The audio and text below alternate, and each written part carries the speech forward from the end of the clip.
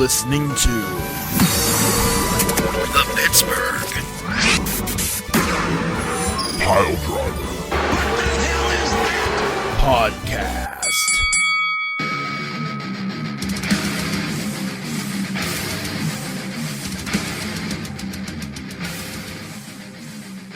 Hello, it's Pittsburgh Piledriver Podcast time, and that's hardly a thing that happens on a weekly basis anymore. But we're gonna try it. Let's start out with a rhyme, with a little nursery rhyme. Ready? Remember this from your youth. Twinkle, twinkle, little star, how I wonder what you are. Well, stop wondering. They're big, dumb, giant balls of burning gas. So mystery solved. Rhyme canceled. Speaking of big balls of burning gas, we got them all here on the podcast here tonight. Oh, Lord, I'm out of breath already. Whew, here we go. Captain Stupid Face Dum Dum Head B, I'm here. Tiger Bomb Tom is here. Poot the Bulb is here. Poot the Bard is also here. And then Beef the Legend, he's here too. So we got a 5-man show if you count old... Oh, God almighty. All right. Well, that's it. I'm off to bed. You guys enjoy podcasting because I'm exhausted and I'm out of breath and I'm ready to die. So, go. Boys! Oh, We're Lord. back. Yeah, that Discord did not like that volume. Yeah, Discord hated the fuck out of that. He really did. I am no Dalton Castle, but it is nice to have my boys back. I'm so hyped to have everybody here tonight. And I'm so hyped to have people hearing our voices again. Hi, everybody. It's Pittsburgh Piledriver Podcast. Pizzer. You heard me. So, what do you want to talk about? Revolution happened. I didn't watch it. You guys talk about it. Go. Oh man, that was a good card. Fucking incredible, man. I really wish I could have watched it, but just like I'm not gonna lie, it's a namby-pamby reason, but the cost, I was just like, But when you guys were like, this might be one of the best cards, I sat there and I went, should have bought that, not the Hey Dude Big Lebowski's. well, you know what they say. Yeah. Oh. Yeah, you know what they say. Well, I'm sure I'm gonna mention this now so Beef can start preparing if he hasn't already. I'm sure people are gonna wonder what the standings are because one, Revolution happened, and two, like they said, it's been a minute since we've all four of us have been together. And while Beef is preparing that, I will say, top to bottom, really solid card. I was. I'm sure we're gonna get into it. I was really surprised by the main event. I wouldn't say really surprised, but man, I don't know. I listened to the last episode with Ransom and Beef talking about, whether or not you go out on your back, and oh boy, that's gonna be a hot take. Should have went with my gut. All right. So. They screwed me. He screwed me. I didn't screw anybody. It's all Beef's He fault. screwed me. He fucked him. Listen, undersell of the year, man. Like, it was more than a solid card. That was the best pay-per-view I've seen in probably the last 5. Well, okay, one of the best. All In at Wembley last year was on another level. Wembley. I think that this was right there too. Wow. I think that this was an incredible card, top to bottom, and there was not a match on the card that did not fucking go. So like, if you can find a way, I don't even know if like fucking replays exist, whatever. But like, yeah, like go out of your way to see fucking Revolution at the very least. See the fucking Ospreay match, the heavyweight title match, and the main event. All 3 of those matches fucking slapped. So, yeah, I mean, it was, and Revolution forever and always has been like AEW's like "fuck you, we're better" card. In my estimation, it's always been the show that they're like, here's how we're going to show you how much better we are than you, WWE, and they It's do the it. Here We're Doing Business show. Yes. And they fucking killed it. And the last year or so, it hasn't been that. It's been very muted, very kind of like meh. Not like AEW shows are never bad, but like it didn't jump off the page like it had prior. But this is absolutely back to form. This was just a fucking sensational card, start to finish. So yeah, I mean, if you get the chance, go back and view it because it is absolutely appointment viewing. In Dude, terms of I would love to go back and watch it. I'll see if I can, because you can buy the replays, can't you? I think you can up to a certain point. you can, they're probably also available otherwise too. Wink, If wink, you- nudge, nudge. Yeah, if Say you no if more. you if you know a person. So but yeah, Eh? it was fucking, and I you know me, I'm a diva, I oversell. So I'm probably overselling a little bit, but I mean honestly, like not a ton. Like it was all pretty fucking great. Dude, that Eddie Kingston match with him and Danielson. Yeah, man. Holy Oh, shit. I forgot to mention. And that's the thing. Like whenever you have so many great matches, like you have a fucking amazing match that slips under the radar like that one. But yeah, absolutely. Danielson versus Kingston was fucking outstanding as well. That's what I'm saying, man. There wasn't like a low spot. Like there wasn't a match to go and take a piss during or shower during. Like this was wall to wall, just an amazing card. Yeah, so let me hit the standings real quick, like. Did I anybody mean, there's no easy. pick a perfect card on this or no?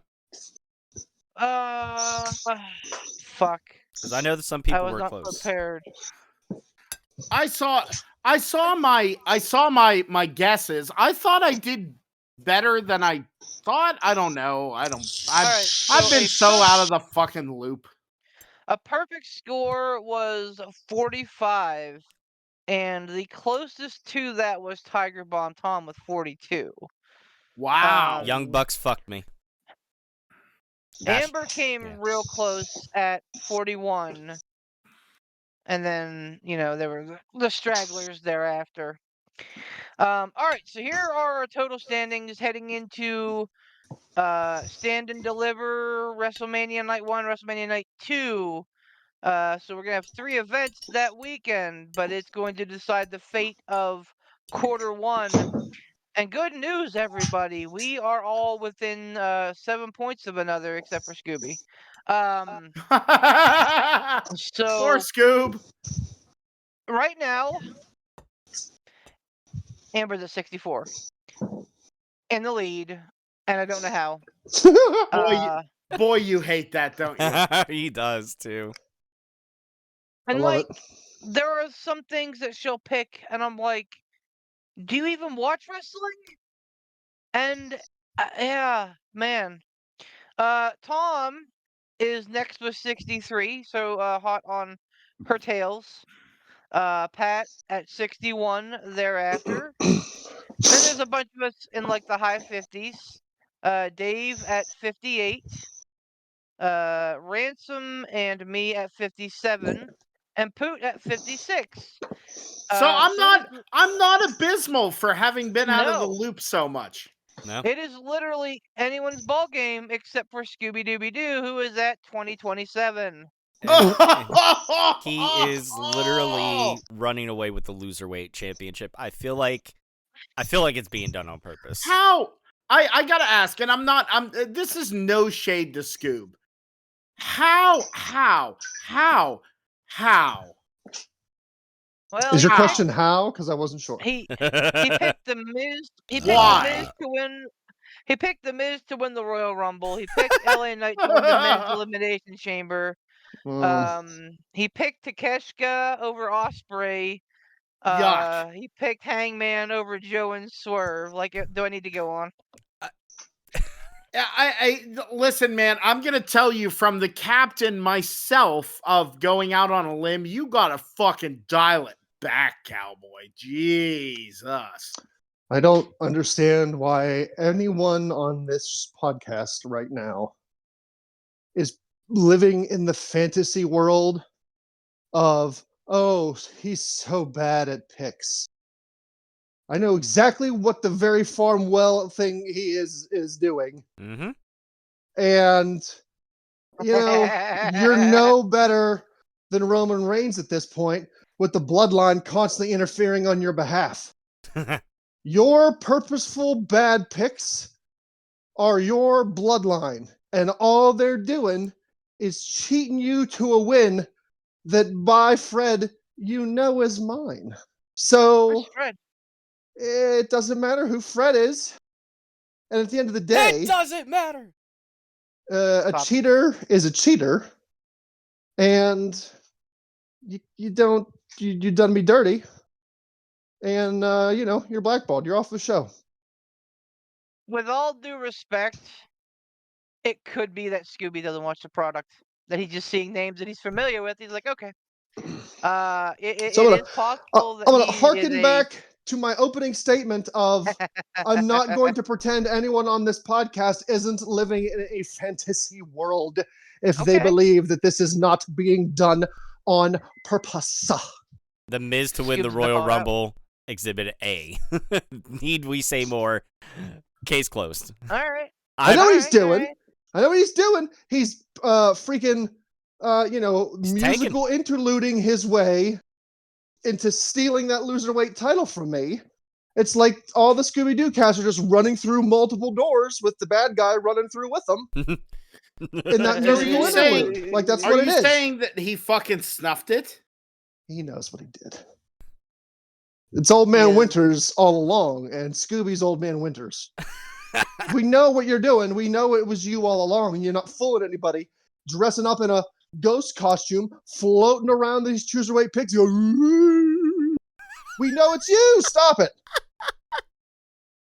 I love it. Move on with picks. I'm done. I'm done talking about him and his cheating mistress ways. I'm done with it. Don't.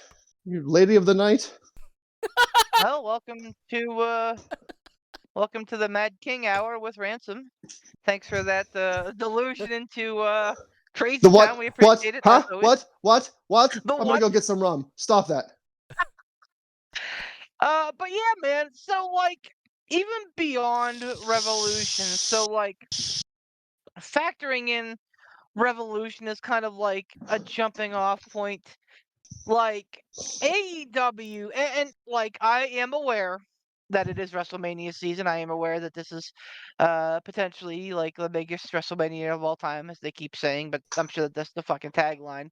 I'm also fucking Yeah. very much aware that I will not be in fucking Philadelphia this year. Fuck you, StubHub. Fuck you, StubHub. Fuck you, StubHub. So, This podcast is sponsored by Fuck You, StubHub. Please- Don't buy shit from them. Fuck you, StubHub. please, Yes? please explain this. How StubHub works, and honestly, like, kind of almost like as a PSA to anybody else that might. Fucking apparently, I don't understand it. Like, that's the fucking problem. Like, I'm like, okay, well, tickets are tickets are tickets. Like, if you get them from fucking StubHub, great. StubHub's like, hey, man, we got a guarantee. If we can't get you your seats, you'll get better seats. And I'm like, well, fucking A. Like, it's great. Fucking StubHub emails us 3 weeks before the event. Oh, by the way, those tickets that you wanted, the seller can't furnish them. What the fuck do you mean the seller can't furnish them? Answer me, StubHub.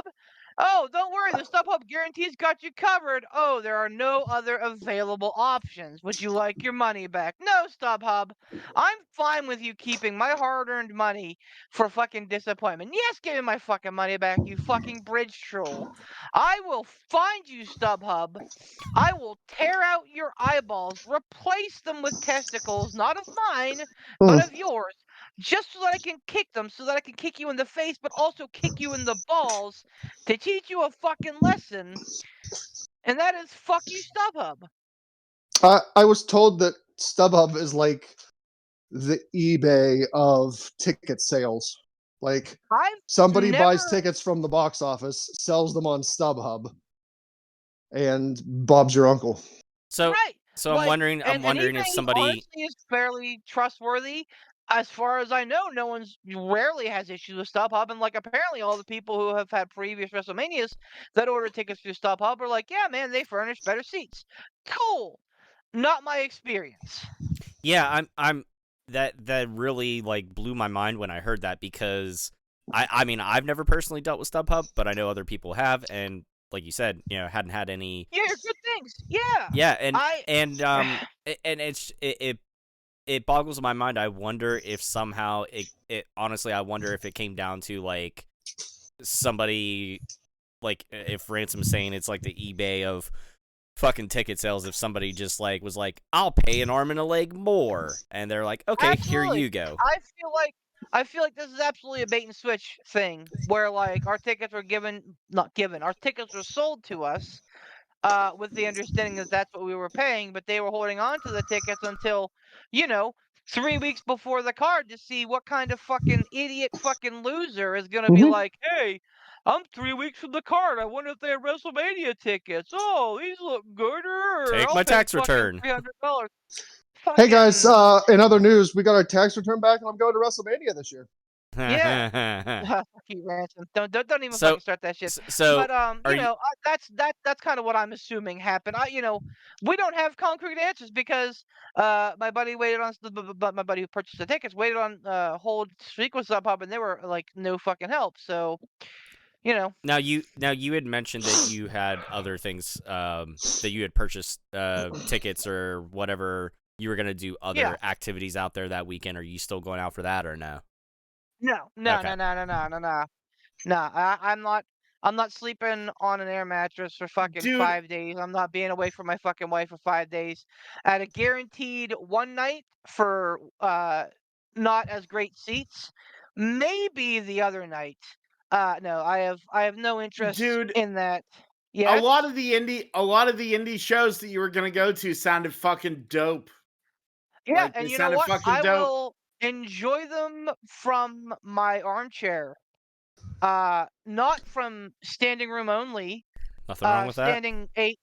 No, but like, we were like, okay, well, let's get our shit together. And when we, went to purchase these tickets, I have a to get week, chicken a, out of the oven. a week before not even a week, 3 days before StubHub canceled our tickets, we meet to get all these tickets for these indie shows, right? And like everything's fucking sold out, and we're like, oh well, guess we're gonna be standing fucking 8 humanoids deep, which again, I was there for, like, whatever, like, it'd be a cool experience, but it'd be really fucking also not a great viewing experience. So I'm gonna be able to support those shows from my armchair, getting an actual good view of the action as opposed to watching it from 8 rows deep, standing in a throng of humanity on my feet for 2.5 hours. So, Yeah. here's to kind of put a little bit of a pin cap in this, like, because I don't want to be the fucking beef, depression hour here. Like, I know that Mania's gonna come back to the Eastern Seaboard. Hell, SummerSlam's coming to fucking Cleveland. Cleveland. Yep. And so like now that they're doing these big fucking stadium shows twice a year, I'll have a shot at WrestleMania and SummerSlam in the next 5 to 10 years. It's fine. Yeah. Would it have been cool to go to see Cody win? Absolutely. But Punk's not going to be on the card. So like, is it maybe fortuitous? I don't know. All I'm saying is I am fine with it. I basically spent like last weekend kind of like consoling myself, saying, you know what, like things happen for a reason. Like you'll enjoy it nonetheless. But anyway, No, that and to, yeah, and I no, was curious about all that just because A, it's WrestleMania related. B, maybe somebody out there has had a similar experience or has an answer to what happened to you. So if you have that answer, message us, let us know, engage us. Yeah. We're And curious. if you have I'm the curious. tickets and these seats, message me because I promise you I got something for you. I'm kidding. Um, I gotta but get my phone out so I can message Beef here. Hang on. to pull a Taz here. Send him a picture of a ticket with like your just dick flopped out on it. Be like, ha Flopped. flopped. That would flop. That that would take this thing out. But again, anyway. But I digress. Yeah. So like, I know that it's WrestleMania season, and absolutely we're gonna talk about WrestleMania at some point because again, it's the fucking showcase of the Immortals. It is, the biggest event of all time this year. Until next year, like Ransom said. So yeah, I mean, it's a big deal. But like AEW is fucking coming. Like, and Gross. like all the WWE stands, all they have to say is like, "Oh yeah, for their 800K, watching at home, and for their half-empty arenas, do. You know what? Like, go back and watch fucking WWE in 1995 See, and talk to me about their like fucking little $2,000 arenas and their fucking buy rates and shit. Like this, to me, this feels like it is an absolute ramp up between the Incredible Revolution, what they're setting up for Dynasty, getting Osprey, Okada, and Mercedes Moné all under one roof. Not to mention, Adam Cole when he's healthy, MJF coming back healthy, Kenny Omega when he's healthy, Samoa fucking Joe, Swerve Strickland. Like, I could go on. Like, they're Deanna Purrazzo, they're in a good fucking place, and I think that they're really, doing things the right way. So I am excited to see where they end up shortly. I have a hot take on Beef's love, diva love, women's wrestler love, Sasha Banks. I think she's going to be good for AEW. And the asterisk beside that statement is if she can stay healthy. No. I fear Sasha Banks is succumbing to the CM Punk injury plague. Like, my heavens, this woman, she'll be injured by SummerSlam. Minus 12 points on me if she's not. She'll be injured by SummerSlam. I'm willing to bet. I share that. I feel you, and like you can't not pay attention to AEW's injury history. oh yeah. And it's not an AEW, like I'm not pooping on AEW thing. Punk's injured now, he's in WWE. Sasha was injured plenty of times in WWE. Like, it's a little bit of both. I think that you could say the same thing for Osprey. You can say the same thing for Omega before the last couple years. Like, when you are trying to wrestle a one-on-one style, or in CM Punk's case, like wrestle outside of your wheelhouse, like, yeah, that's gonna put you at a lot of risk. So, but it's also a high fucking reward because when Will Ospreay is healthy, damned if he isn't the best wrestler on the planet. When Daniel Bryan is healthy, Bryan Danielson, like, damned if he isn't the fucking one of the best wrestlers on the planet. It's true, but like, how long do you get that for? That's the thing. Not It's just longevity. that. You go ahead. I'm sorry. I thought you were done. No. That was it. I was just gonna say it's quality over. At a certain point, you have to find a equilibrium between quality and quantity, bud. Right. That's the thing. Like, if you are the most impressive thing in the ring, that's fantastic. But if you're out for half a year plus, I mean, are you really worth the not fan involvement, but like, what's the word I'm thinking of when you fan investment? Are you worthy of the fan investment? Are you worthy of the investment of the company? Yeah. So like, you as a performer have to think, am I going to go out there and be this explosion? Everyone's going to go, oh my gosh! And then I'm going to get hurt, and then I'm going to be out for 9 months. And I'm going to come back, and I'm going to be an explosion! Oh no, I'm hurt, and I'm out for another 6 months. Like, neat. You might as well just sign yourself a Brock Lesnar contract come out, have a moderate to great match, not a match, and, go home and kick your feet up for 6 to 9 months. Because essentially that's what you're doing, except you're being a lunatic and you're not focusing on like, hey, why don't I put on a great match, but also not get hurt so that I'm out for half of a year. I'm going to quote The Perfect Creation, man. A I thing don't is know who not that is. beautiful because it lasts. The Vision, my dude. I don't feel like that applies to them. I don't. Because I don't, man. Okay. I get your point, Ransom. So no. Absolutely. No, and you're 100% right.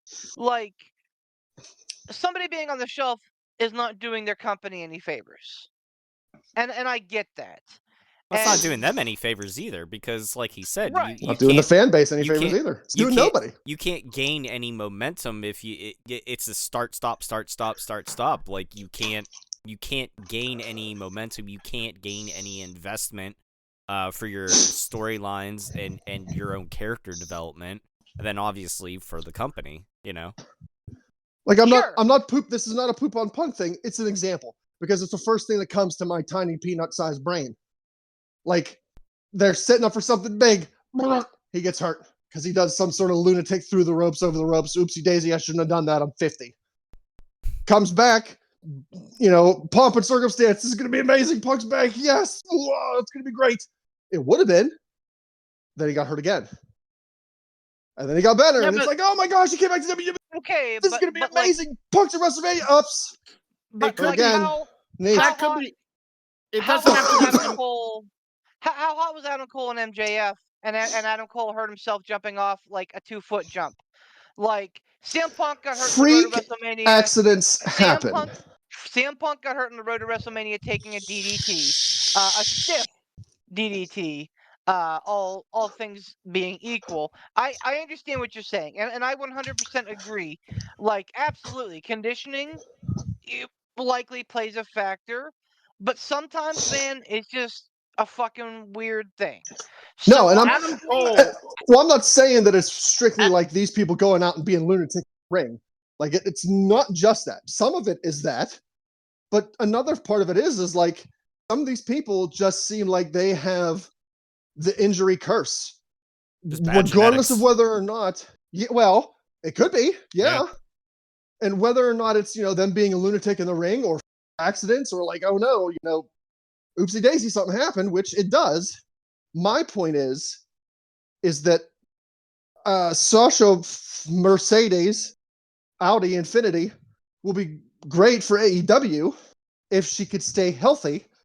I'm not convinced that she's gonna, given the track record. That's what my statement is. Well, and the thing, like, digressing a little bit back to Adam Cole. Baby. Adam Cole, gross. baby. Baby. Him getting injured, it's like you could say a freak accident, but Adam Cole, he's a little injury prone. Not extremely the way it is, but he's injury prone, like, compared to the average wrestler. Mercedes Moné, again, that's the thing. It's like her, Bryan Danielson, like there's a whole bunch of these people that see there's a lot of fragility in the wrestling industry right now, it seems. However, the reason is because we don't have the attitude of the old guard of just going, fucking wrestle through it. No one's using their vitamins and saying their parents anymore, brother. Or when you do, you end up like Kenny Omega, where you're out for 2 months, or like MJF, where you're out for fucking 5 months because you have so much shit going on that you're like, I have to step back or else I might die. Yeah. Right, and Poot, you hit the nail on the head, though. I think that's a big part of it too. Is that back in the day, so many of the guys, and this is not saying one way or the other is right or wrong. However, I will say, in my opinion, the old way of just work the fuck through it, like no matter what, is not the way to go because you only get one body. I mean, yeah, modern science fucking can give you a new hip and a new knee and a new this and a new that, but you only get one body and like only one brain, so like you got to take care of yourself. You can only work through it so much, but that's like them working through it the way they did back in the day. That's why so many guys from the 80s and the 90s were fucking pill poppers and ended up either fucking, dead drug addicts or, near fucking death at one point. And, had to fucking like look at fucking Ultimate Warrior. Okay? Dude obviously fucking roided up back in the day. You know how much that fucking trashed his heart and his fucking cardiovascular system. He gets inducted into the Hall of Fame, and then like 2 nights later, he's dead.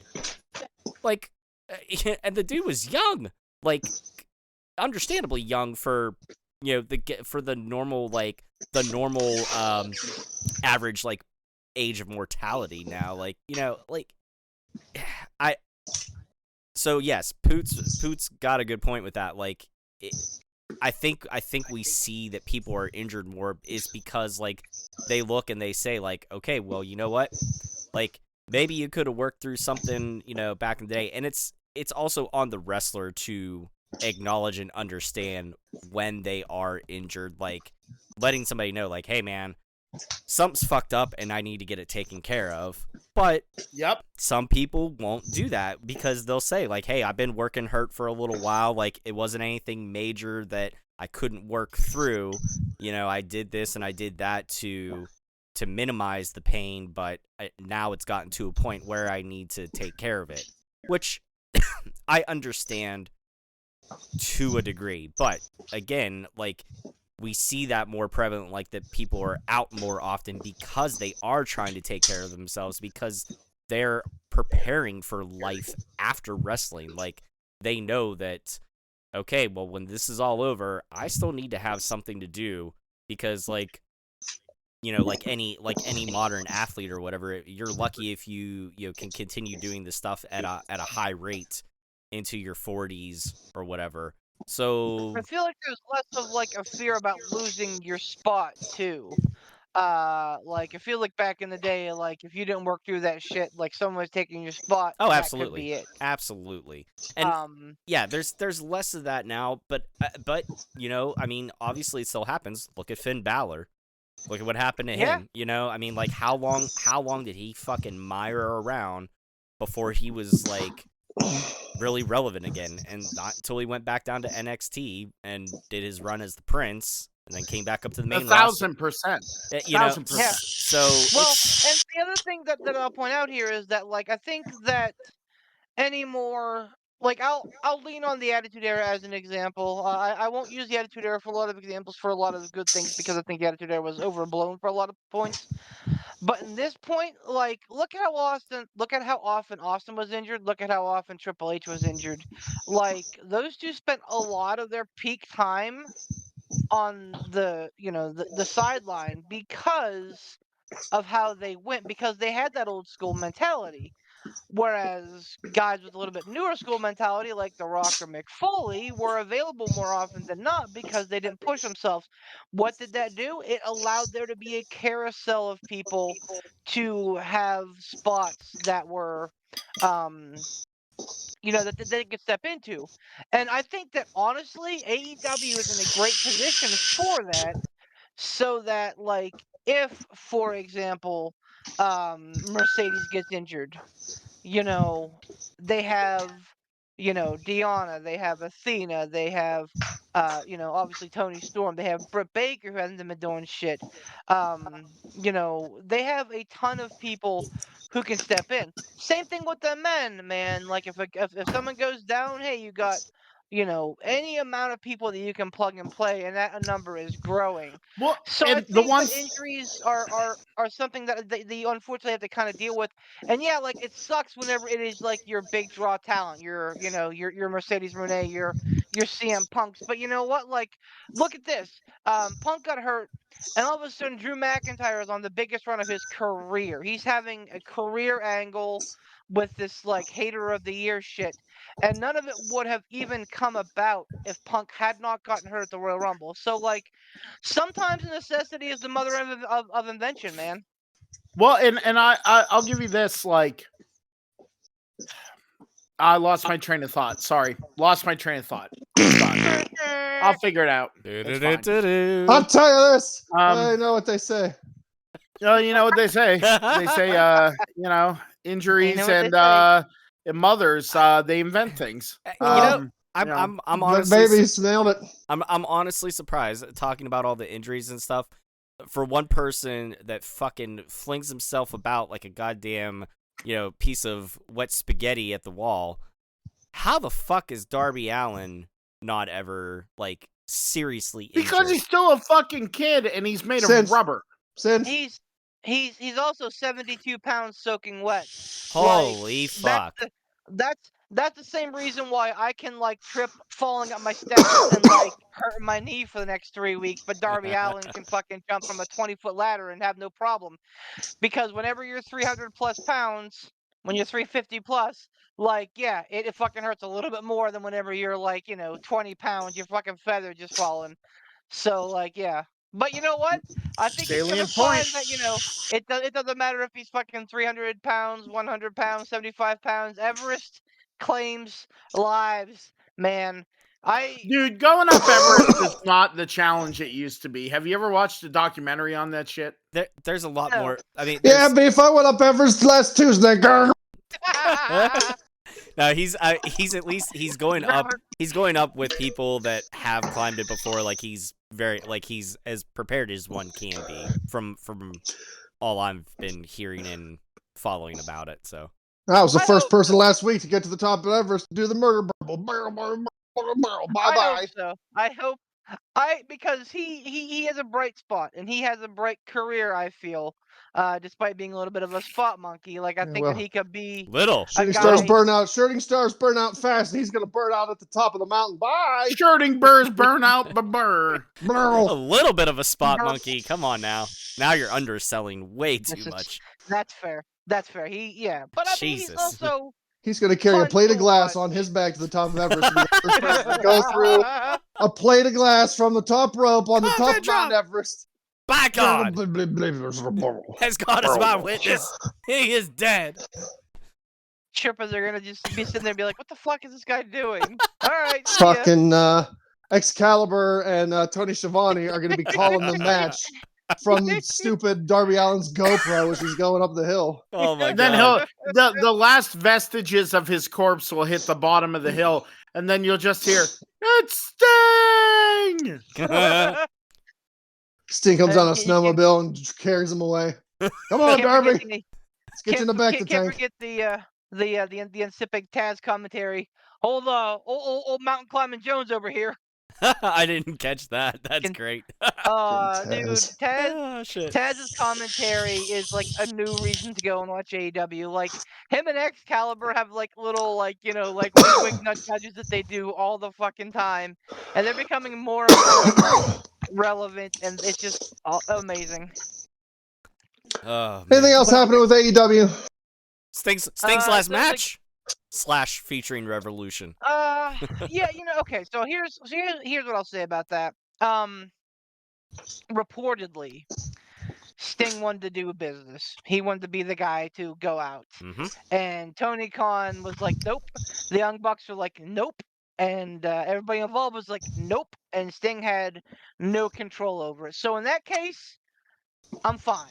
Like, he tried, but like, you can't fight the Booker, man. I get Right. it. I mean, you can fight the Booker, man, but then you get fired and go back to WWE. So Uh-oh. I gathered that from watching the press conference after the whatever media scrum and stuff, and they addressed it, and pretty much like we had said, like for all the reasons we thought, like, well, obviously the Young Bucks have to win because it's Sting's last match. Like, what are they gonna do if Sting and Darby win? Are they just gonna vacate the titles? That's dumb. Well, that's exactly what they're doing, is vacating the titles. Which I was like, all right, well, it's. I have a problem with that. Go ahead. I'm sure you're not the only one. I don't understand why Darby and Sting stand in victory, successfully defended the tag team titles. Sting retires, and suddenly, well, Darby, Give me that belt. Now, wait a minute. Is it because one of them retired and not one of them was injured? Correct. Because Adam Cole got injured and MJF defended some tag belts by himself until he lost them. Now, suddenly, well, Darby, you can't defend these tag belts by yourself. That's not how this works. Wait a minute. It worked like that a hot second ago. Why isn't it working like that now? Why can't he defend the titles by himself? Why And can't the he go answer out and is, find himself another partner? Yeah. Why Yeah, can't the he answer find is himself another? Yeah, I agree. Yep. And I don't understand why he can't go. Oh my god. I'm sorry, buddy. Good night, everybody. I Thanks, everybody. Bye. feel like it was also Darby being like, "Hey, I'm gonna be gone for a few months / maybe dead." So, like, Darby came out with his belt, and he laid it on the ring mat, which signifies to me forfeiture of a title. So like I don't, who knows what the actual process is in kayfabe, but like it definitely looked like Darby relinquished that title more than what you're thinking. Yeah, you know. No, You know what to say? Ransom, you bring up a good point with that. Like Yeah. consistency, like the whole it goes back to maybe they realized. Well, maybe not in this case, but I was gonna say going back to like look at what happened with like the whole interim, the interim world heavyweight championship bullshit or whatever. Like people shat all over that, and then they fucking were like, yeah, that was a dumb idea. Let's not do that again. I honestly, I think it would have been nice if time would have allowed it, if they would have had Darby try to defend it by himself and have him get through a couple of defenses to really drive home the whole fucking underdog, coming out on top and everything like that. But it only lasts for so long, but I'm sure it was just that culmination of things that maybe it was a combination also as well of like you said, like it seemed like everybody else wanted to do business and or no, I'm sorry. No, Darby wanted Sting to win. So maybe it was just like, well, if he's not here, I don't want to defend these without him. Here's my title. But I'm sure it's a little bit of a column A and a little bit of column B, like he's going to be gone. So there's no sense in trying to prolong this story or prolong his defending the titles or anything like that. And let's just fucking vacate him and get some fucking, some new Start contenders from in scratch. Here. Yeah, pretty much. Sure. And I mean, sometimes, like, if it makes sense like that, like, okay, like, yeah, we could have Darby defend it for the next couple months by himself and just prolong this shit. But yeah, I mean, if it makes sense, Yeah. just fucking do it. Like pull the trigger and be like, all right, whatever. Yeah. I think the other thing actually now that I'm really thinking about it, harking back on the whole with Adam Cole and MJF, I feel like in their case it made a little bit more sense storyline wise because of the ultimate outcome of the betrayal and everything like that. Like, MJF carried the titles and defended them by himself, and damn it, if my buddy could have been healthy, he would have been right there with me, only to just then stick the knife in and twist. So in that sense, I get it. But I understand your questioning of it for sure, because consistency's nice. I agree to that. Here's an amazing idea. Maybe don't fucking put the belts on Sting and Darby when you're advertising Sting's last match a month later. There's that too. Like but the thing is I think in Tony Khan's mind, like ultimately I think he probably had a plan. I don't know exactly at what point, but I'm sure after a certain point he was just like, yep, I'm going to have Sting go undefeated, and that's going to be like the, a big lasting point, especially of his last run here in AEW. Like, he can hang his hat on that. He went undefeated. And I'm sure that it helps that having Sting on your like title registry, being like, "Yep, Sting was a champion here in AEW." Like, yeah, a tag team champion. So like, like the George Costanza meme, yeah, fucking tag team champion. You know, I get it. Like I understand that it helps you pimp him as your legend, even though we know he wasn't. We know he was WCW through and through, and that AEW had a nice little niche at the end of his career. Mm-hmm. But I honestly think he was more of an Impact guy than he Yep. was AEW. Agreed. He did way more for and with Impact. So, yeah, Who's playing all that Super to Mario say- World? I heard the coins. Don't try to hide it. you may have heard Disney Dreamlight Valley. I don't know. All that is to say is that I think the final match of Sting is one that people won't forget. For many reasons. Because they use real glass. By God. Cry me a river. Well, All right, you know what they say. WrestleMania talk. WrestleMania talk, boys. What's got you jazzed? We're few weeks now. About 3 weeks, I think, away from the biggest card of the year. Allegedly. I have an issue. What I'm okay. Go ahead. No, you go ahead. I won't forget. I was gonna say, I'm excited for spending time with my friends, and I get to do all the things I love in that weekend. I get to spend time with my boys. I get to play music. Boys? I get to spend time. I get to watch some good indie wrestling, some good mainstream wrestling. I get to get out of town. I get to do all those things. I know that's kind of like, dewy-eyed, like, oh, good job, Poot, like, whatever. But, like, that's why I look forward to WrestleMania weekend and also Royal Rumble weekend. Because, man, I get to just spend time with people I love, doing things I love to do, and having a little adventure to get away from the norm and just do that. That's why I'm excited. I know that's real. And there's also, as we go along, I'll throw in and be like, oh yeah, I'm hyped for that too. But like, that is the omnipresent big reason why I'm hyped. For sure. And that's like the other thing that I'm not like, yeah, all right, I'm super bummed about missing WrestleMania, but like at the same token, like I'm not, because like the people that I hang out with, you guys, like we treat it like a fucking con anyway. Like we have a gathering, we have fun, we eat lots of good food, we watch good wrestling, bad wrestling, wrestling question mark.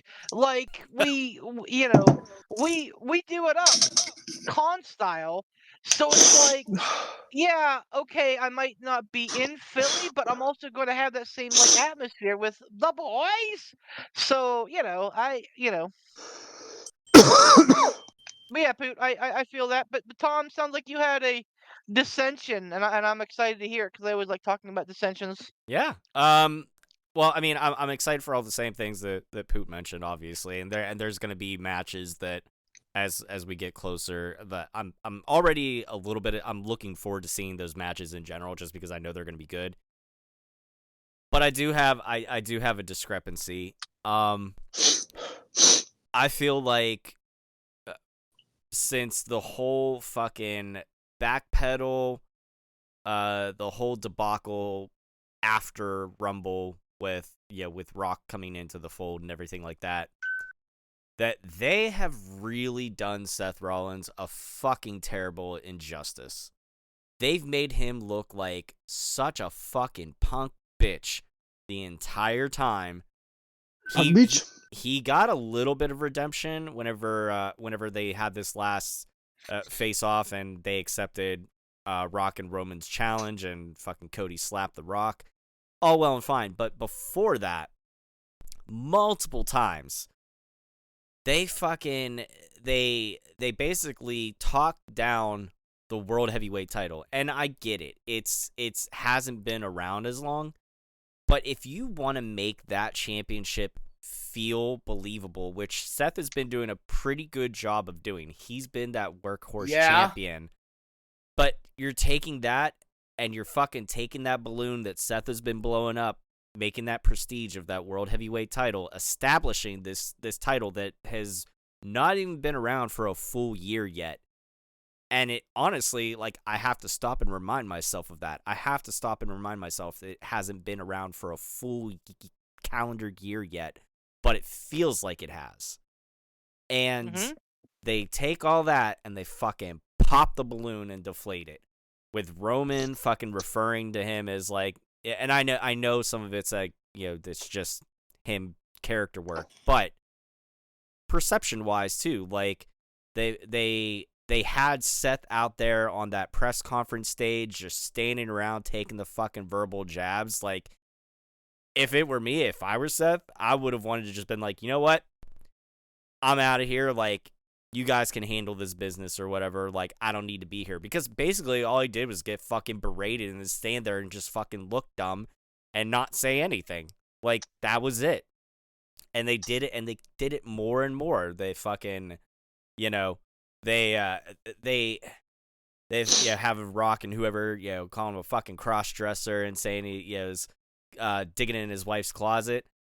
They needed to have Seth go, digging in my wife's closet. This is high fashion. You wouldn't know anything about it, you old fucking dinosaur.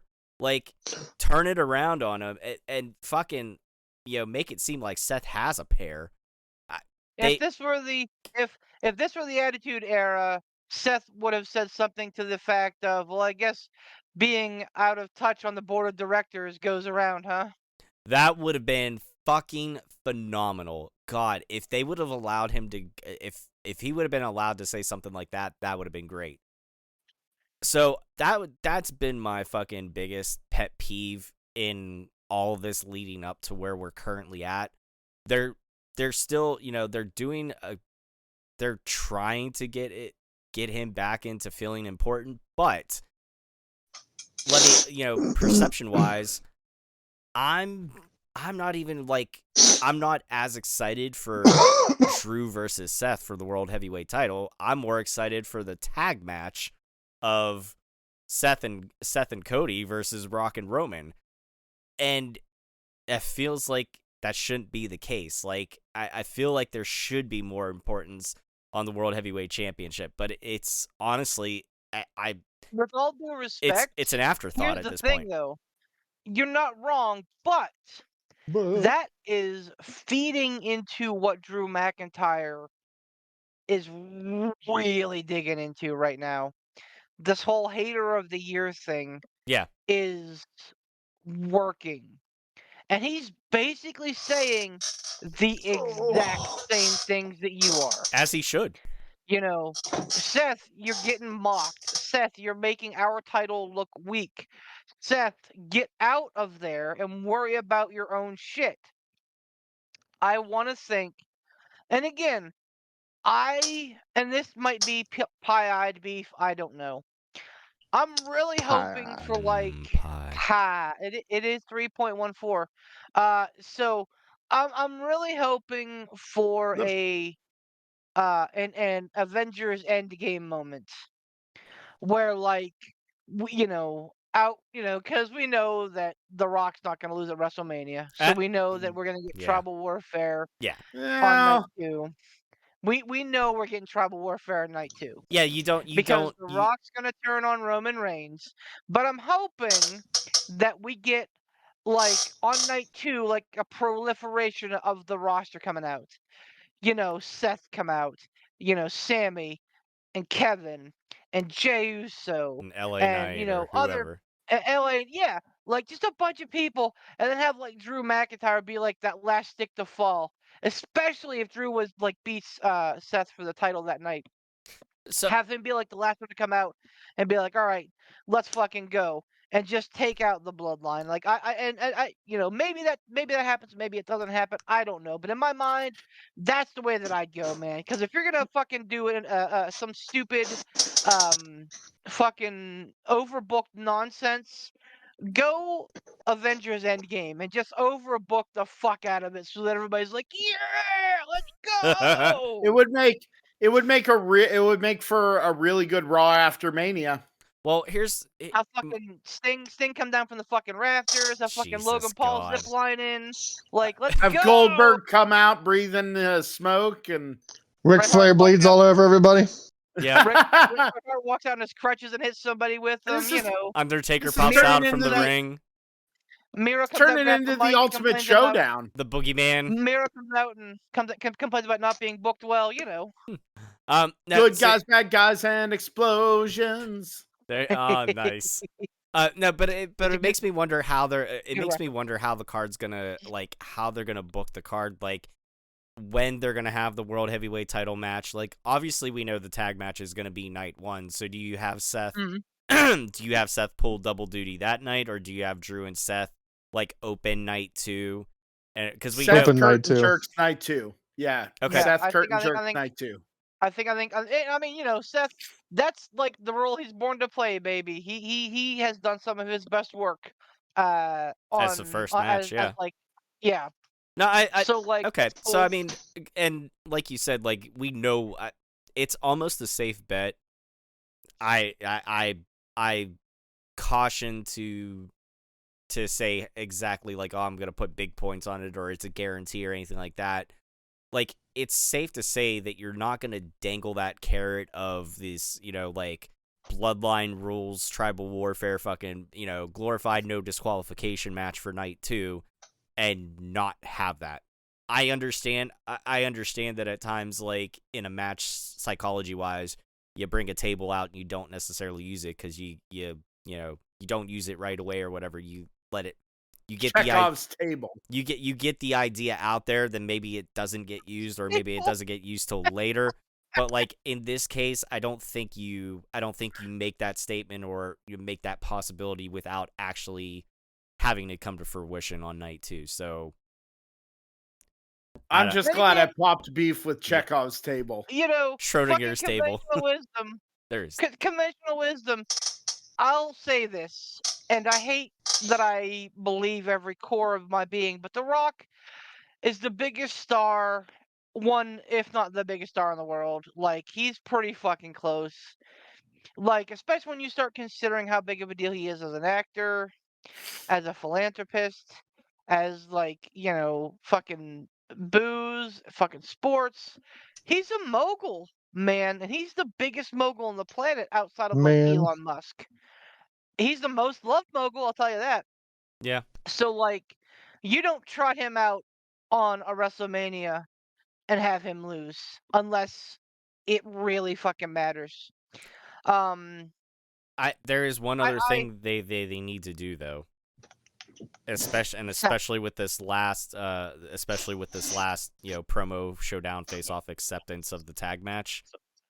Yeah. They got to get Roman kind of back in the spotlight because we know he's we know we're getting him night 2, but it feels like it's kind of more the Rock outshining Roman, and Roman's in the background, and Roman's the one that's the champ, not the Rock. But sometimes some stars just naturally burn brighter than others, and I get that, but they have to be mindful of this in these next coming weeks to not make Roman feel like an afterthought.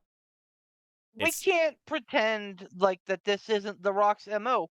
The Rock has never played second fiddle. He's always upstaged. That's kind of what he does. So for them to naively go, oh, well, I think having Rock out here will help Roman. No, that was never going to work out the way that you wanted it to work out. With the exception of The Rock losing to Roman Reigns, which I think was the original plan, WrestleMania weekend. He was never going to outshine, or he was never going to undershine him. But, trust in the vision. That's kind of where we are right now. I think that they've proven that they are interested in what the fans want. I think that the whole Cody thing shows that they are cognizant that the fans of what they wanted, and we're like, okay, you know what? Fuck it, let's lean into it. Not in a Vince McMahon, Daniel Bryan kind of way where he was fucking dragging his feet the whole time, but in a way of like, all right, like let's see where it goes. And Cody could be a guy that like is like Drew McIntyre when he got the title. Like maybe the whole thing was just a chase, and once he gets the title, everyone's like, all right, well, that's cool. Now what you gonna do? But the only way we know is seeing it happen. I'm very concerned about that because they've put it off, for that extra year all right, what now? I'm really concerned about that. We were even concerned about that. We were concerned about that last year and Yep. we were like, they'll figure it out. They'll do whatever. But now this year, I'm really like, okay, if he wins that belt, fucking what you doing with that shit? Like 12 months later. Ransom, that laugh, I know what that laugh means. That means you have a really fucking great point, and I can't wait to hear it. I don't. Oh, no, I don't. Damn it.